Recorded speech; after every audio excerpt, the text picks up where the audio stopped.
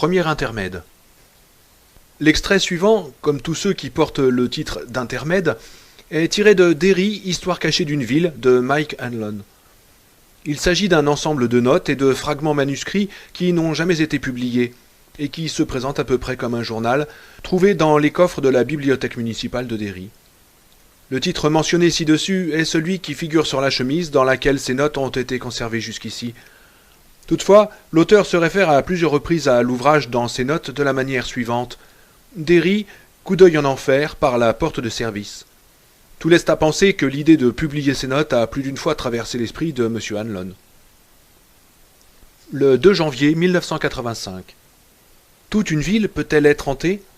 Hantée de la même manière que l'on dit que des maisons le sont? Il ne s'agit pas seulement d'un bâtiment de cette ville, ni d'un pâté de maisons ou d'une rue, ni d'un unique terrain de basket au milieu d'un parc de poche dont le panier se détacherait en haut de son poteau, comme un incompréhensible et sanglant instrument de torture dans le soleil couchant. Non, pas une simple zone, mais tout l'ensemble. Est-ce possible? Écoutez, définition du petit Robert. Hanté, participe passé, visité par des fantômes ou des esprits. Hantise, caractère obsédant d'une idée, d'une pensée, d'un souvenir, dont on ne parvient pas à se libérer. Hanter, verbe, fréquenter habituellement en parlant des esprits ou des fantômes, mais aussi fréquenter un lieu de manière habituelle. Il existe également un vieux substantif oublié, une hante, endroit où les animaux se nourrissent. Mais qu'est-ce qui vient se nourrir à Derry? Qu'est-ce qui se nourrit de Derry? Voyez-vous, il y a quelque chose de fascinant. J'ignorais qu'il était possible pour un homme d'être aussi terrorisé que je le suis depuis l'affaire d'Adrian Mellon, et de continuer à vivre et même à fonctionner. C'est comme si j'étais devenu le personnage d'une histoire. Or, tout le monde sait qu'en principe, on n'éprouve une telle peur qu'à la fin de l'histoire, quand la chose venue des ténèbres jaillit des boiseries pour venir reprendre des forces, en vous dévorant bien sûr, en nous dévorant.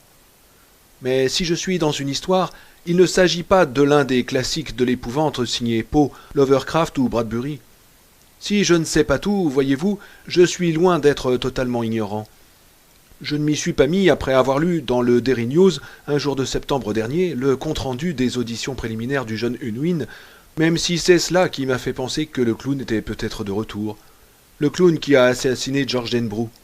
Non, c'est vers 1980 que je m'y suis mis, comme si quelque chose qui sommeillait en moi venait de se réveiller, averti que le temps du retour de ça pouvait bien être proche.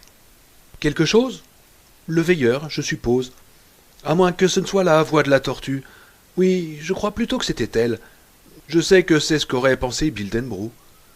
J'ai découvert des histoires d'horreur anciennes dans de vieux livres, lu des informations sur d'anciennes atrocités dans de vieux journaux, avec constamment au fond de mon esprit ce grondement de coquillages chaque jour un peu plus fort, annonciateur de forces montant en charge, et avec l'impression aussi de sentir l'âcre odeur d'ozone de la foudre à venir.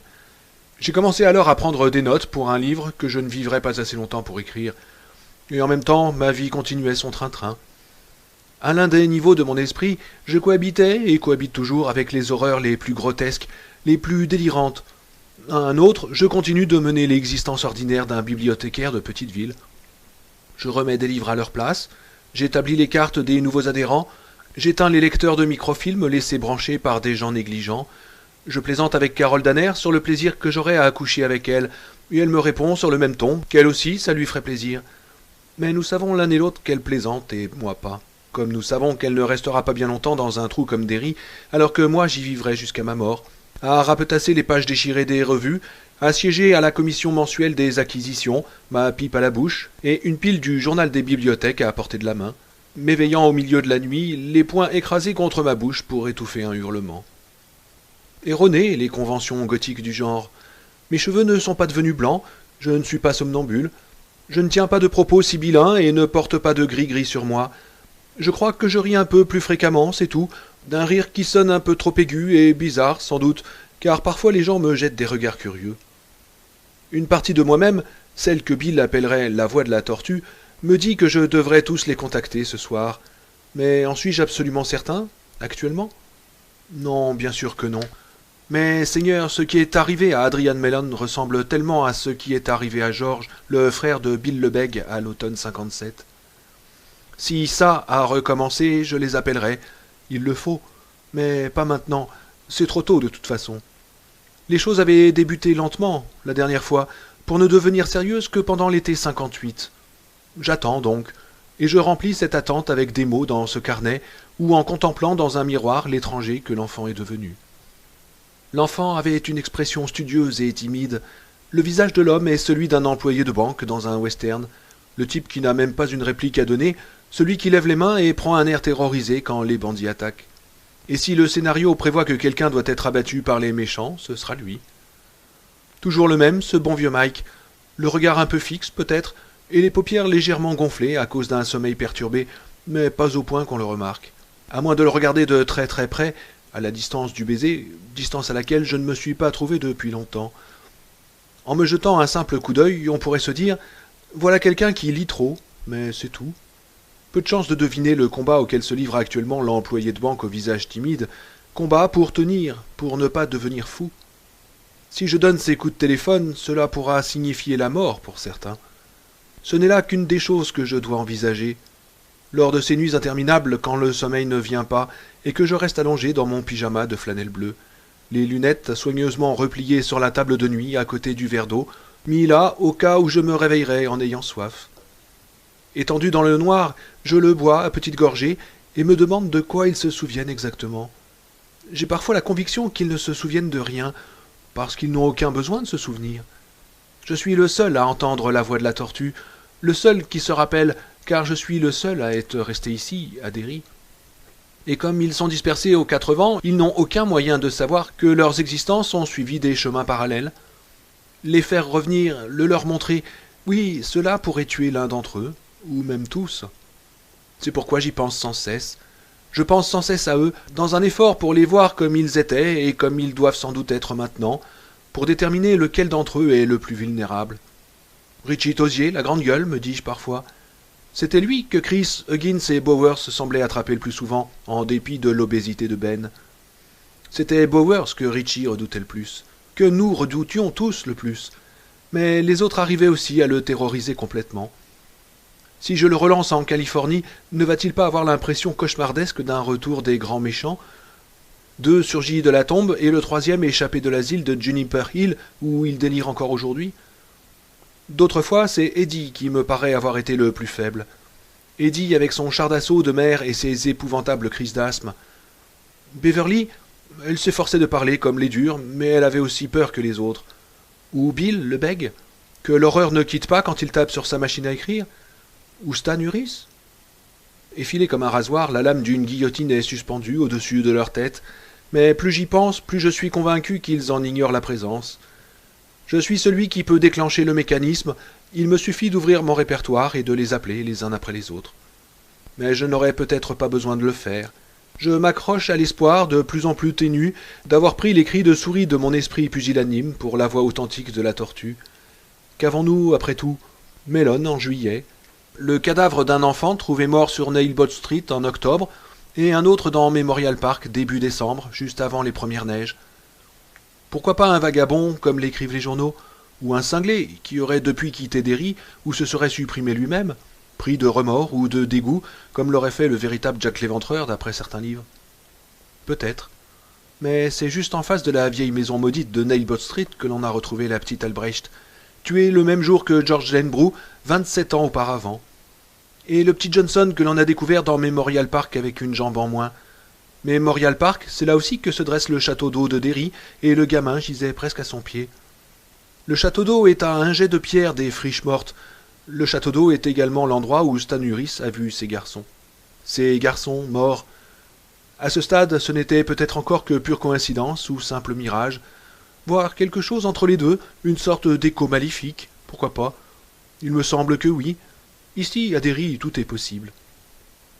Je crois que ce qui était là autrefois s'y trouve toujours, la chose de 1957 et de 1958, celle de 1929 et 1930, quand un incendie allumé par la Légion de la Décence a ravagé complètement le quartier noir, celle de 1904 et 1905 et du début de 1906, au moins jusqu'à l'explosion des aciéries Kichtenner. Celle de 1876 et 1877, la chose qui fait son apparition environ tous les 27 ans. Parfois elle vient un peu plus tôt, parfois un peu plus tard, mais elle vient toujours. Au fur et à mesure que l'on remonte le temps, les fausses notes sont de plus en plus difficiles à retrouver, car les témoignages vont s'amenuisant, et les lacunes dans l'histoire locale sont de plus en plus grandes. Mais lorsque l'on sait où regarder et vers quelle date, on a franchi une étape capitale pour la résolution du problème. Ça revient toujours, voyez-vous. Ça. Donc oui, je crois que je vais passer ces coups de fil.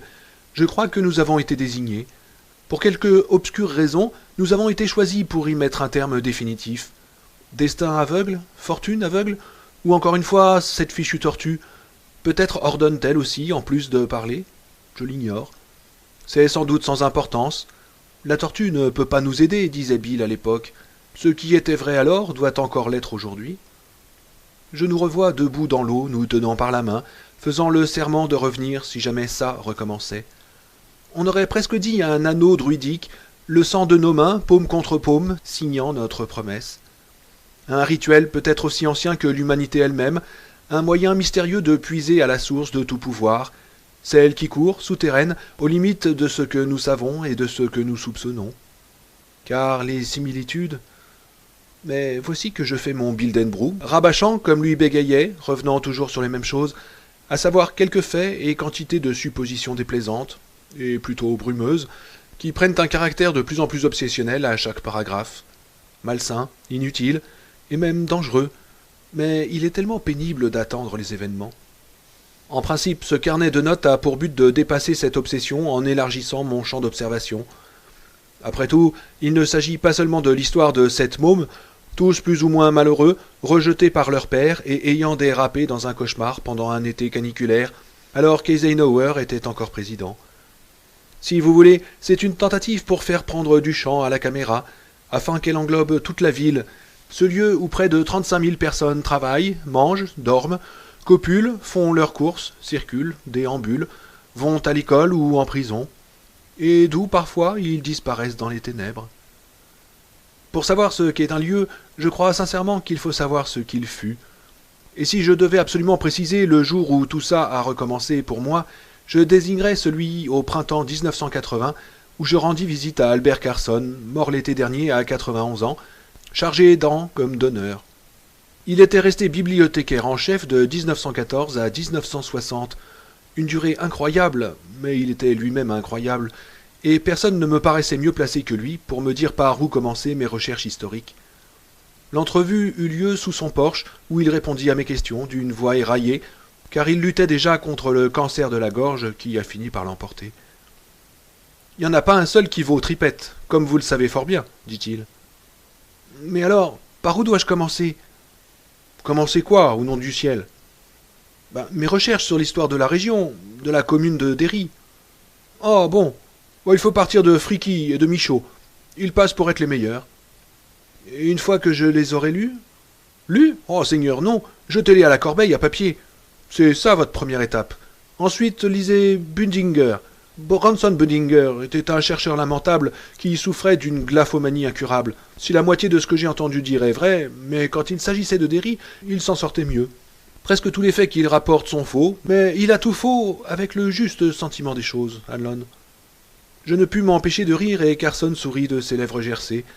Un accès de bonne humeur qui avait quelque chose d'un peu effrayant. Il avait l'air d'un vautour qui monte une garde joyeuse autour d'un animal fraîchement abattu, attendant qu'il soit décomposé à point avant de le déguster. Et quand vous en aurez terminé avec Budinger, lisez Ives. Notez tous les gens à qui il a parlé. Sandy Ives est toujours à l'université du Maine, folkloriste. Après l'avoir lu, allez le voir. Payez-lui le restaurant. À votre place, je l'amènerai à l'Orinoca, parce que le service n'en finit pas. Et pressez-le à mort. Remplissez votre carnet de noms et d'adresses. Parlez aux anciens qui il a connus, ceux qui sont encore en vie, on n'est pas très nombreux, et soutirez-leur d'autres noms. À ce moment-là, vous aurez toutes les cartes en main, si vous êtes aussi malin que je le crois. Si vous arrivez à coincer assez de gens, vous finirez par trouver quelques trucs qui ne sont pas dans les livres, par vous rendre compte aussi qu'ils perturbent votre sommeil. Et Derry... Quoi, Derry? Quelque chose ne colle pas à Derry, n'est-ce pas? Ne colle pas rétorqua-t-il de sa voix faible et râpeuse. Qu'est-ce que ça veut dire, coller? Est-ce que ce qui colle, c'est de jolies photos de la Kenduskig au coucher du soleil, Kodachrome, telle vitesse, telle ouverture? Dans ce cas, tout colle à Derry, car de belles images comme ça, il y en a à la douzaine. Est-ce que ça colle, leur foutu comité de vieilles filles desséchées pour sauver la maison du gouverneur, ou pour apposer une plaque commémorative en face du château d'eau? Si ça colle, alors Derry est un vrai pot de colle, car ça ne manque pas. Les pipelettes toujours prêtes à s'occuper des affaires des autres. Et est-ce qu'elle colle, cette abominable statue en plastique de Paul Bunyan en face de la mairie? Ah, si j'avais une citerne de napalm et mon vieux briquet Zippo, croyez bien que je m'en occuperais de cette cochonnerie. Mais si l'on est assez électique pour apprécier même les statues en plastique, alors ça colle, Derry. La question est, qu'est-ce que ça veut dire pour vous, coller, Hanlon? Hein? Ou plutôt, que voulez-vous dire par ça ne colle pas? Je ne pus que secouer la tête. Ou il savait, ou il ne savait pas. Il parlerait, ou il ne parlerait pas. Faites-vous allusion aux désagréables histoires que vous pourriez entendre, ou à celles que vous connaissez déjà, reprit-il. Des histoires désagréables, il y en a toujours. L'histoire d'une vieille ville ressemble à ces immenses vieilles baraques pleines de pièces, de recoins, de greniers, de trappes à linge sale, pleines de planques et de cachettes, sans parler d'un ou deux passages secrets à l'occasion. Si vous vous lancez dans l'exploration de la baraque Derry, vous allez trouver toutes sortes de choses. Oui, vous le regretterez peut-être par la suite, mais vous les trouverez. Et ce qui est trouvé ne peut pas être détrouvé, hein. Certaines pièces sont fermées, mais des clés existent, elles existent. Une petite lueur matoise brilla dans le regard du vieillard. Vous pouvez imaginer que vous êtes tombé sur le secret le plus affreux de Derry, mais il y en aura un de plus, et encore un autre. Croyez-vous? Lui demandai-je. Je crois que je vais vous prier de bien vouloir m'excuser. Ma gorge me fait très mal aujourd'hui, et c'est l'heure de mon médicament et de ma sieste. En d'autres termes, voici une fourchette et un couteau, mon ami, et maintenant à vous de trouver quelque chose à vous mettre sous la dent. Je commençai donc par Frike et Michaud. Je suivis le conseil de Carson et jetai les 2 livres au panier, mais non sans les avoir lus auparavant. Ils étaient aussi mauvais qu'il l'avait dit. Puis je lus le Bundinger, recopiai les notes de bas de page pour les exploiter. Travail plus satisfaisant, mais les notes de bas de page sont une espèce étonnante, voyez-vous. Comme des sentiers serpentant dans un paysage sauvage et anarchique, ils se dédoublent et se dédoublent encore, et à un moment donné, vous prenez la mauvaise direction et vous vous retrouvez dans un roncier inextricable ou dans un marécage au sable mouvant. Quand on en trouve une, avait dit un jour mon prof de bibliothéconomie, il faut l'écrabouiller avant qu'elle ne fasse des petits. Mais elles font des petits. Ce sont parfois de beaux enfants, mais la plupart du temps des avortons.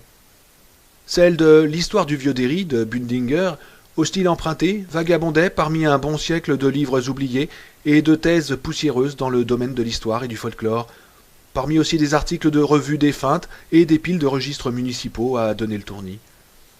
Mes entretiens avec Sandy Ives furent plus intéressants. Ses sources recoupaient de temps en temps celles de Bundinger, sans plus. Ives avait consacré une bonne partie de son existence à relever des traditions orales, des histoires de bonnes femmes, autrement dit, presque mot à mot, une technique qu'aurait certainement méprisé Branson Bundinger. Ives avait rédigé un ensemble d'articles sur Derry au cours des années 1963 à 1966.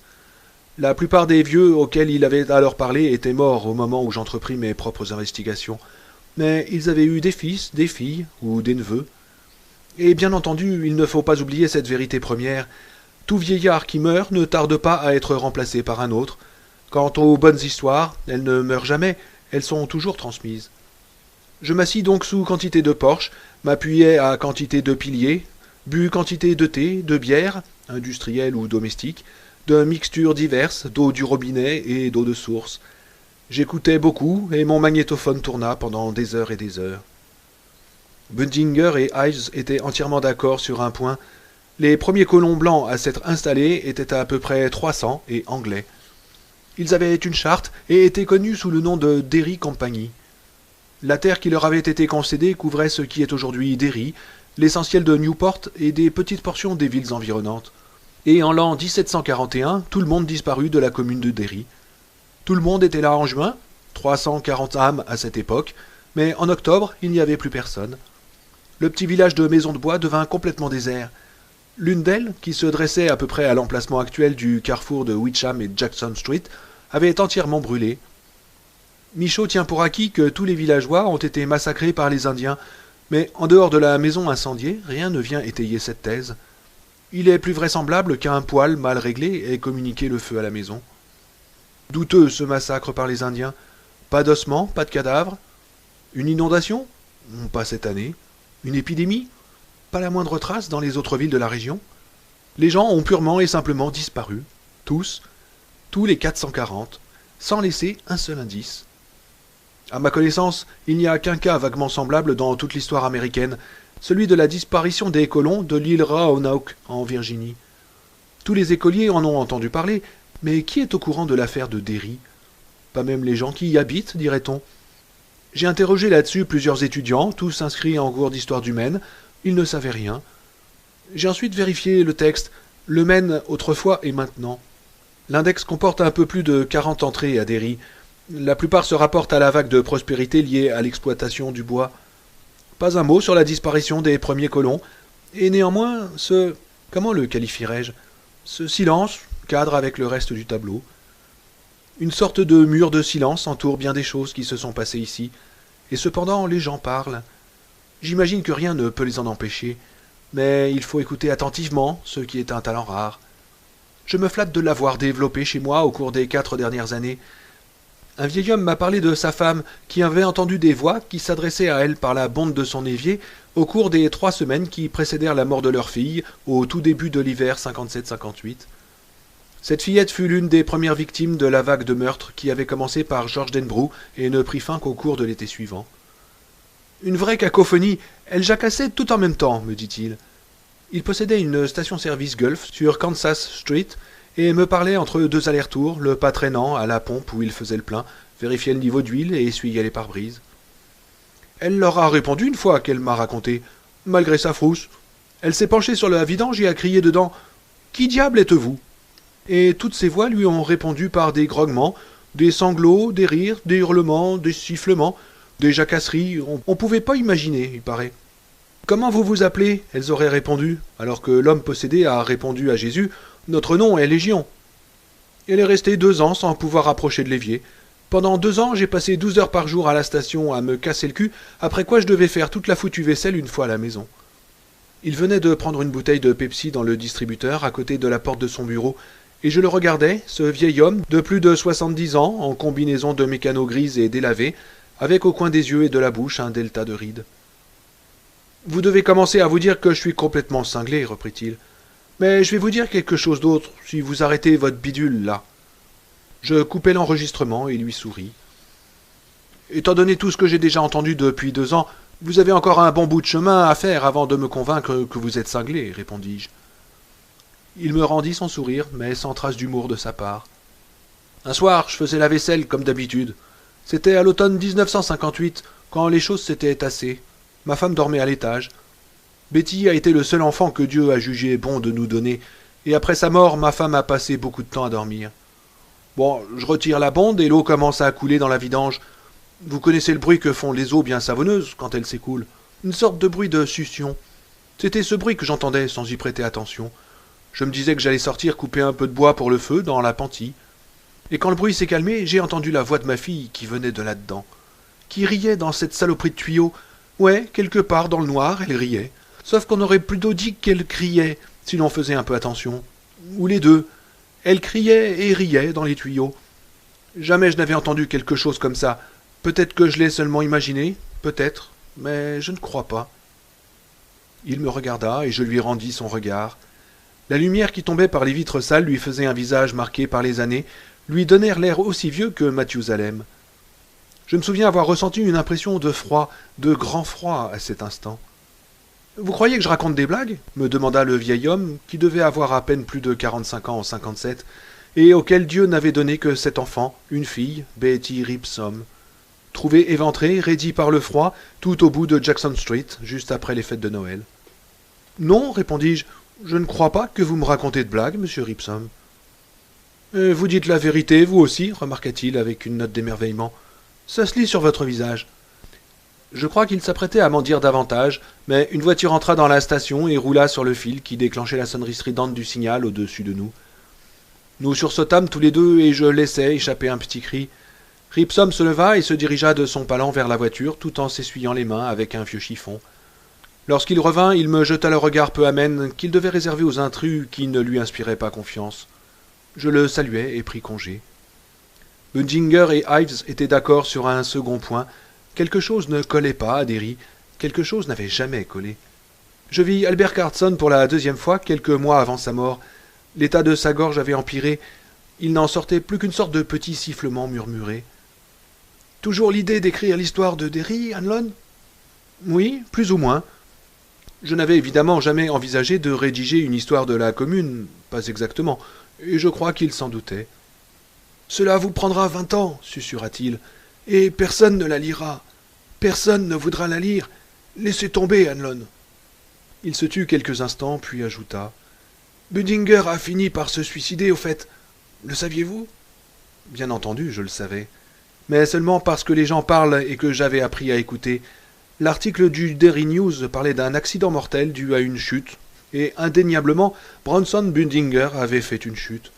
Mais avait oublié de préciser le journal, il était tombé d'un tabouret avec un nœud coulant autour du cou. « Vous êtes au courant pour le cycle ?» Je le regardais, très surpris. « Eh oui, murmura Carson, tous les 26 ou 27 ans. Bundinger savait lui aussi, comme beaucoup d'anciens. Sauf que s'il y a une chose dont ils ne veulent pas parler, c'est bien de ça, même si vous les faites picoler.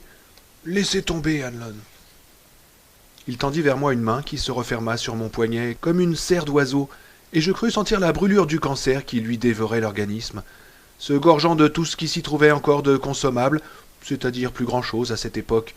Les étagères d'Albert Carson étaient presque vides. « C'est quelque chose dont vous ne devez pas vous mêler, Mike. Il y a à Derry des choses redoutables. Laissez tomber, laissez tomber. »« Mais je ne peux pas. »« Alors, soyez prudent, dit-il. » J'eus soudain l'impression que les grands yeux effrayés d'un enfant me regardaient à travers le masque de ce mourant. « Très prudent. » Derry, ma ville natale, ainsi baptisée du nom d'un comte d'Irlande. Derry. Je suis né à l'hôpital de Derry. J'ai été à l'école élémentaire de Derry. J'ai fait mes études secondaires à Derry, tout d'abord à Middle School de la 9e rue, ensuite au lycée de Derry. J'ai poursuivi à l'université du Maine. Ce n'est pas à Derry, mais c'est tout comme, disent les vieux. Et puis je suis revenu tout droit ici, à la bibliothèque municipale de Derry. Je suis l'habitant d'une petite ville menant la vie d'une petite ville, comme des millions d'autres. Mais en 1879, une équipe de bûcherons découvrit les restes d'une autre équipe qui avait hiverné dans un camp sur le cours supérieur de la Kenduskig, à la pointe de ce que les gosses appellent toujours les friches mortes. 9 hommes en tout, tous hachés menus, des têtes avaient roulé, sans parler des bras, d'un pied ou deux, et d'un pénis que l'on avait retrouvé cloué au mur de la cabane. Mais en 1851, John Markson empoisonna toute sa famille. Après quoi, assis au milieu du cercle formé avec les cadavres des siens, il mangea toute une amanite phalloïde. Il dut connaître tous les affres d'une épouvantable agonie. L'agent de police qui le découvrit écrivit dans son rapport qu'il crut tout d'abord que le cadavre lui souriait. Il parle de l'horrible sourire blanc de Markson. Le sourire blanc était la dernière bouchée du champignon mortel. Markson avait continué à manger alors que les crampes tétanisaient les muscles de son corps. Mais le dimanche de Pâques 1906, les propriétaires des aciéries Kitchener, qui se trouvaient sur l'emplacement actuel du nouveau et clinquant centre commercial de Derry, avaient organisé une chasse aux œufs de Pâques pour tous les enfants sages de Derry. La chasse s'était déroulée sur les vastes terrains de l'aciérie, mais on avait pris la précaution d'en interdire les zones dangereuses, et des employés avaient accepté de monter la garde afin d'éviter aux gamins les plus aventureux la tentation de passer sous une barrière et de partir en exploration. On avait dissimulé 500 œufs en chocolat ornés de joyeux rubans de couleur, et d'après Bundinger, il y avait au moins un œuf pour chaque enfant présent. Il courait en riant et en poussant des cris dans le calme dominical de l'aciérie et découvrait les œufs sous les cuves basculantes géantes, dans les tiroirs du bureau du contremaître, entre les grandes dents rouillées des roues à engrenages, à l'intérieur des moules du 2e étage. Sur les vieilles photos, ces moules avaient l'air de moules à gâteau d'une cuisine de titan. 3 générations de Kitchener étaient présentes pour assister à ce joyeux tohu-bohu et remettre les prix à l'issue de la chasse, prévue pour 4 heures, que tous les œufs eussent été retrouvés ou non. Il n'y eut jamais de remise de prix. À 3h15, la aciérie explosa. Des décombres on retira 72 personnes avant la nuit. Le bilan final fut de 102 morts, dont 82 enfants. Le mercredi suivant, alors que la ville frappée de stupeur était encore sous le coup de la tragédie, une femme trouva la tête du petit Robert Dohet, 9 ans, accrochée dans les branches d'un pommier au fond de son jardin. L'enfant avait la bouche barbouillée de chocolat et du sang sur les cheveux. 8 enfants et un adulte furent portés disparus. Ce fut la pire catastrophe dans les annales de Derry, pire encore que celle de l'incendie du Black Spot en 1930. Une catastrophe restée inexpliquée. Les 4 grands convertisseurs de la Syrie étaient à l'arrêt, les feux avaient été coupés et non baissés. Mais le taux de crime de sang à Derry est 6 fois supérieur à celui de toute ville de taille comparable de la Nouvelle-Angleterre. Je trouvais mes conclusions préliminaires tellement difficiles à croire que je confiai mes chiffres à un prof d'informatique du lycée, qui, quand il n'était pas au clavier de son IBM, hantait la bibliothèque. Il poussa les calculs plus loin en ajoutant une douzaine de petites villes de plus à son échantillon, et me fit cadeau d'un graphique tracé par l'ordinateur où l'on voyait le trait qui représentait Derry dépassé du lot comme un pouce obscène. « Les gens d'ici doivent avoir un caractère particulièrement ombrageux », fut son seul commentaire. Je ne répondis rien. Si je l'avais fait, j'aurais pu lui dire que quelque chose avait forcément un caractère fort ombrageux à Derry. Ici, à Derry, on compte encore 40 et 60 disparitions d'enfants inexpliquées par an. La plupart sont des adolescents. On les classe comme fugueurs. Je suppose que dans le lot, il doit bien y en avoir quelques-uns. Et pendant ce que Carson aurait sans doute appelé le temps fort du cycle, le taux de disparition augmente dans des proportions vertigineuses. En 1930, par exemple, l'année de l'incendie du quartier noir, on a compté plus de 170 disparitions d'enfants à Derry. Il ne s'agit bien sûr que de celles qui ont été signalées à la police et ont fait l'objet d'un rapport. Rien de surprenant à cela, me dit le chef actuel de la police quand je lui montrai mes chiffres. C'était la crise. La plupart des gens devaient probablement en avoir marre de bouffer des patates à l'eau ou de crever de faim chez eux, alors ils se sont cassés pour aller tenter leur chance ailleurs. Pendant l'année 1958, ont été signalées les disparitions de 127 enfants, âgés de 3 à 19 ans dans la seule ville de Derry. A-t-on observé une crise en 1958 ai-je demandé au chef Redmatcher. Non, me répondit-il, mais les gens bougent beaucoup, les mômes en particulier, ils ont des fourmis dans les jambes. Une engueulade avec ces vieux parce qu'ils rentrent trop tard après une boum et hop, plus personne. Je montrai alors au chef Redmatcher la photo de Chad Lowe, qu'avait publié le Derry News en avril 58. Croyez-vous que celui-ci soit parti de chez lui après une engueulade avec ses parents parce qu'il était en retard? Il avait 3 ans et demi quand il a disparu de la circulation. Radmacher me lança un regard qui me rappela celui du pompiste et me dit qu'il avait pris le plus grand plaisir à notre entretien, mais que si je n'avais rien d'autre à lui demander, il avait du boulot. Je partis. Hanté, hante, hantise. Souvent visité par les fantômes ou les esprits, comme dans la tuyauterie sous l'évier. Réapparition fréquente ou régulière, comme tous les 25, 26 ou 27 ans. Un endroit où se nourrissent les animaux, comme dans les cas de George Denbrough, Adrian Mellon, Betty Ripsom, la fillette des Albrecht, le garçon des Johnson. Un endroit où se nourrissent les animaux. Oui, c'est ça ma hantise. S'il se passe quoi que ce soit de nouveau, quoi que ce soit, je décrocherai le téléphone. Il le faudra. En attendant, il me reste mes suppositions, mon repos compromis et mes souvenirs, mes maudits souvenirs. Oh, et j'ai encore autre chose, ce carnet de notes, non? Mon mur des lamentations. Et me voilà assis ici, pris d'un tel tremblement que c'est à peine si je peux écrire. Assis ici dans la bibliothèque désertée après la fermeture, à écouter les faibles craquements en provenance des sombres allées de livres et à surveiller des ombres projetées par la faible lumière des globes jaunes, afin d'être bien sûr qu'elles ne bougent pas, qu'elles ne changent pas. Assis ici, à côté du téléphone. Poser la main dessus, le soulever, appuyer sur les touches qui me mettraient en contact avec tous les autres, mes vieux copains. Nous sommes allés loin ensemble. Ensemble nous sommes descendus dans les ténèbres. Pourrions-nous échapper une seconde fois à ces ténèbres? Je ne crois pas. Dieu fasse que je n'ai pas à les appeler. Seigneur, je t'en prie.